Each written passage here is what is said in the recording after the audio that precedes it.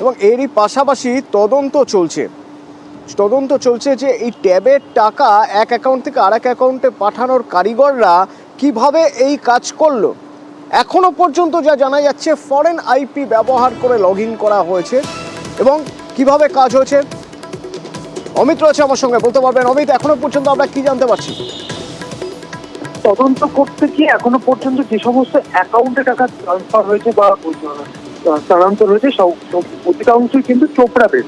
তদন্ত করতে গিয়ে কলকাতা পুলিশের যে এসআইটি ফর্ম করেছে তারা তদন্ত করতে গিয়ে তারা মনে করছেন হয়তো মূল যে মেল সার্ভার রয়েছে সেই সার্ভারে তথ্য আপলোড করার পর বা তথ্য আপলোড করার সময় কোনো ফরেন আইপি ব্যবহার সেটি হ্যাক করা হয় না, হ্যাক করে তথ্য করা হয়ে থাকতে পারে। এটা কিন্তু এবার তদন্ত সাপেক্ষ, পুরোটা তদন্ত করে দেখা হচ্ছে। প্রতিটি এই পড়ুয়াদের নামের তালিকা আপলোড হতো বা ডিটেলস আপলোড হতো শিক্ষা দপ্তরের সার্ভারে। সেক্ষেত্রে স্কুলের তরফ থেকে যে নামের তালিকা পাঠানো হতো বিআই অফিস, মানে এটিও কিন্তু অনলাইনে কিন্তু আপলোড হতো। বিআই অফিস থেকে সেটি আপলোড হতো সেই পোর্টালে হচ্ছে শিক্ষা দপ্তরের কাছে যেটি যেত সেটা অনলাইনে সেটা আপলোড হতো।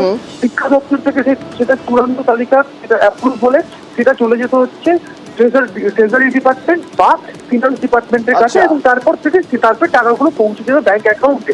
এই যে সার্ভার শিক্ষা দপ্তরের বিকাশ ভবনের যে মূল সার্ভার রয়েছে পোর্টালের, সেখানে এই তথ্য আপলোড করার সময় কোনো ফরেন আইপি ব্যবহার করে সেখানে ঢুকে সে সার্ভারে কোনো কাজটি করে এই ডেটা কার্যকর করা হয়েছে কিনা এই বিষয়টা কিন্তু এবার তদন্ত করে দেখা হচ্ছে। কিন্তু গতকাল এসআইটি তারা বিকাশ ভবন গিয়েছিলেন, সেখানে গিয়ে তারা সার্ভার ডিটেলস সম্পর্কে তারা তথ্য সংগ্রহ করেছেন।